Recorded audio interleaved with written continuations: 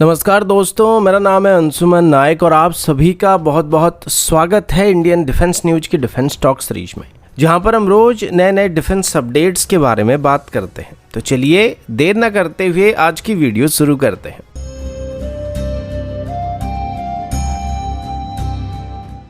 आज की पहली update long range multiple launch rocket system की तरफ से है। शायद पिछले महीने मैंने आप सभी को बताया था कि अभी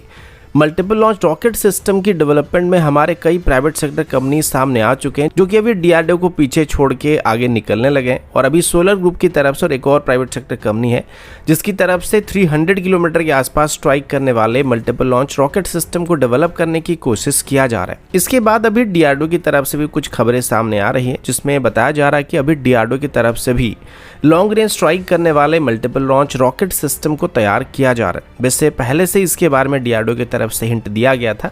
कि हमारे एग्जिस्टिंग स्मृज रॉकेट सिस्टम्स को रिप्लेस करने के लिए एक नई मल्टीपल लॉन्च रॉकेट सिस्टम को डेवलप किया जा रहा है, जिसे अभी पिनाका मार्क 3 रॉकेट कहा जाएगा। अब ये जो रॉकेट्स होने वाले, ये 300 mm के रॉकेट होने वाले, जिनकी इफेक्टिव रेंज करीब 120 किलोमीटर के आसपास होने वाला है। और ये पिनाका रॉकेट की अब तक डेवलप किए गए सबसे लॉन्गर रेंज वाली वेरिएंट होने वाले हैं।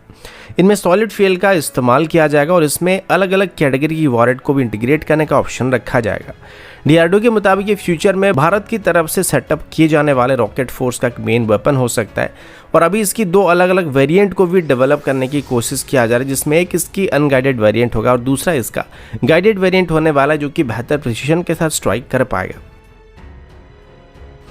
अगला अपडेट एरो इंजन की तरफ से, और अभी हम भारत की future aero engine development programme के बारे में बात करने वाले हैं और एक बहुत ही बुरी खबर के बारे में बात करने वाले हैं। अभी तक भारत की एरो इंजन डेवलपमेंट में भारत को सफ्रान, जनरल इलेक्ट्रिक और रोल्स रॉयस की तरफ से अपना ऑफर दिया गया था।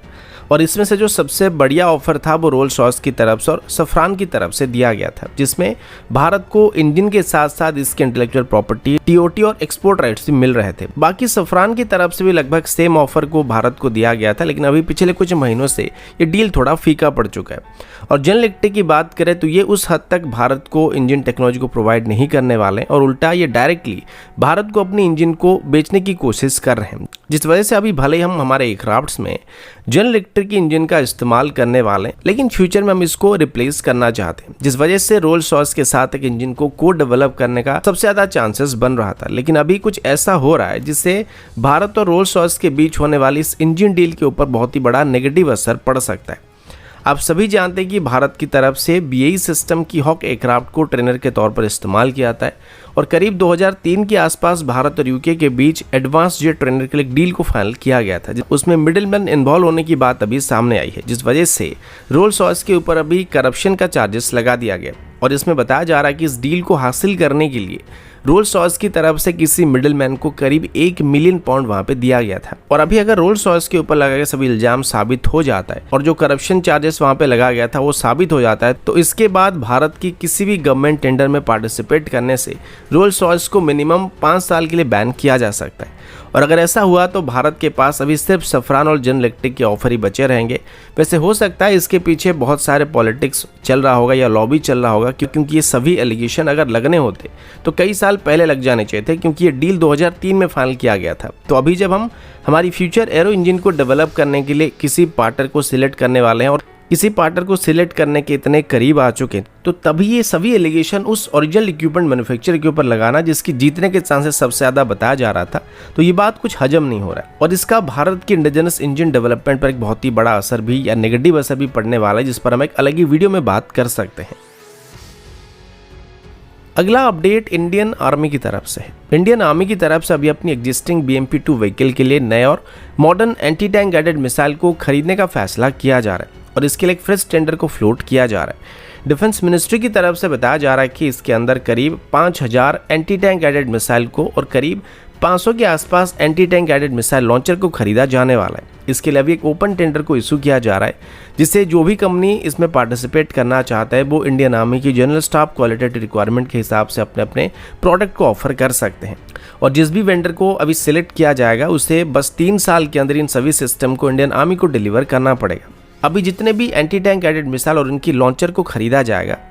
इन सभी सिस्टम को मेक इन इंडिया सिस्टम के अंदर खरीदने का फैसला किया जा रहा है। और इसमें इंडिजिनस सिस्टम पर सबसे ज़्यादा प्रेफरेंस भी दिया जाने वाला है। अभी जो भी एंटी टैंक गाइडेड मिसाइल को खरीदा जाने वाला है उनको आगे चल के हम लद्दाख जैसे कोल्ड और हाई एल्टीट्यूड रीजन से लेके राजस्थान जैसे ड्राई और डेजर्ट कंडीशन में ऑपरेट करने वाले। तो इन सभी सिस्टम को बोथ हॉट और कोल्ड वेदर कंडीशन के हिसाब से ऑप्टिमाइज किया जाना चाहिए। वैसे अभी हमारे पास नाग मिसाइल मौजूद है जिसे हम चाहे तो हमारे VMP-2 व्हीकल में इंटीग्रेट कर सकते हैं, लेकिन देखते हैं कि अभी इस टेंडर में कौन कौन पार्टिसिपेट करता है और किसी एक को सिलेक्ट करने से पहले हमको क्या क्या ऑफर मिल पाता है।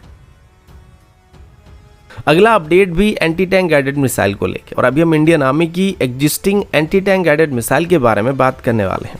जो कि एक Soviet origin anti tank guided missile है। और सबसे पहले इसे 15,000 के आसपास मिसाइल को खरीदने के लिए भारत की तरफ से 2008 में एक डील को फाइनल किया गया था। फिर 2012 में additional 10,000 Konkurs M anti tank guided missile को खरीदने का फैसला किया गया था। कॉन्कूर-M की बात करें तो ये कॉन्कूर एंटी टैंक गाइडेड मिसाइल का एक अपग्रेडेड वेरिएंट था जिसे खास करके एक्सप्लोसिव रिएक्टिव आर्मर को पेनिट्रेट करने के लिए डेवलप किया गया था, लेकिन फिर भी ये एक सेकंड जनरेशन का एंटी टैंक गाइडेड मिसाइल है।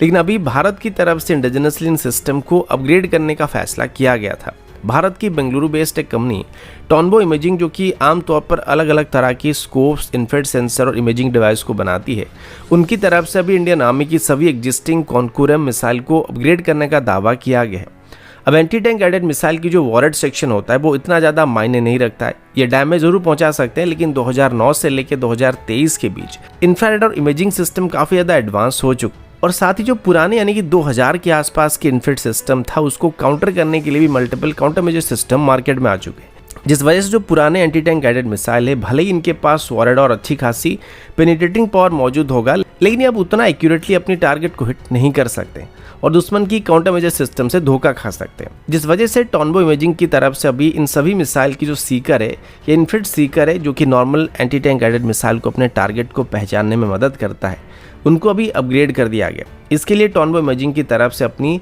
सिरिसा इमेजिंग सीकर का इस्तेमाल किया जा रहा है, जिसे खास करके MIL स्टैंडर्ड 810G और 461F स्टैंडर्ड को मैच करने के लिए डेवलप किया गया है, और इसे किसी भी तरह के वेदर कंडीशन में और किसी भी तरह की डे नाइट कंडीशन में इस्तेमाल किया जा सकता है। इनको अभी खास करके कॉन्कूर एंटी टैंक गाइडेड मिसाइल की लॉन्चर्स में इंटीग्रेट करने के लिए डेवलप किया गया है और एक क्लिप ऑन सिस्टम के साथ इनको बनाया गया, जिस वजह से बहुत ही आसानी के साथ इनको किसी भी एग्जिस्टिंग मिसाइल में इंटीग्रेट किया जा सकता है और एक कॉस्ट इफेक्टिव मैनर में हमारे पुराने मिसाइल्स की परफॉर्मेंस को बेहतर किया जा सकता है।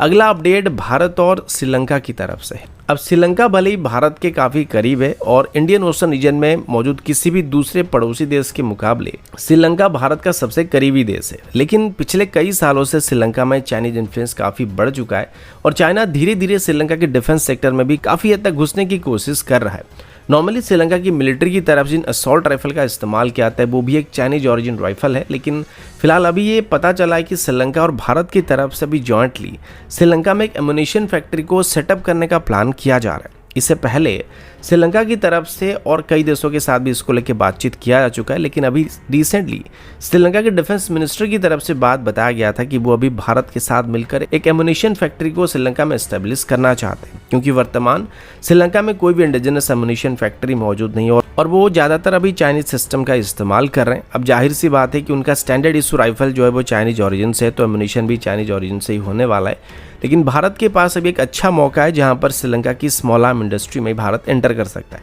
जो कि चाइनीज प्रेजेंस को मिनिमाइज करने के लिए एक बहुत ही बड़ा स्टेप होने वाला है। और इस एमुनिशन फैक्ट्री को श्रीलंका की तरफ से 2025 के अंदर ही सेटअप करने का प्लान किया जा रहा है। हालांकि अभी वो कुछ और देशों के साथ भी इसको लेके बातचीत कर रहे हैं, लेकिन अगर इससे भारत हासिल कर लेता है तो ये भारत के लिए बहुत ही बड़ी पॉजिटिव पॉइंट हो सकता है। अभी श्रीलंका की तरफ से टाइप 56 असॉल्ट राइफल का इस्तेमाल किया जा रहा है, उसमें 7.62 × 39 mm की यानी कि नॉर्मल AK-47 स्टैंडर्ड की एमुनिशन का इस्तेमाल किया जाता है और इसके अलावा वो 9 mm स्टैंडर्ड की एमुनिशन का भी इस्तेमाल करते हैं। तो इन दो कैटेगरी की एमुनिशन को श्रीलंका सबसे पहले मैन्युफैक्चर करना स्टार्ट कर सकता है और एक एस्टिमेशन से पता चला है कि हर साल श्रीलंका को आगे चल के 30 मिलियन से लेके 50 मिलियन एमुनिशन राउंड की जरूरत पड़ सकता है, जो कि लॉन्ग टर्म बेसिस में भारत के लिए फायदे का सौदा हो सकता है। तो दोस्तों अभी के लिए इतना ही, मिलता हूँ आपसे अगले वीडियो में, तब तक के लिए जय हिंद, वंदे मातरम।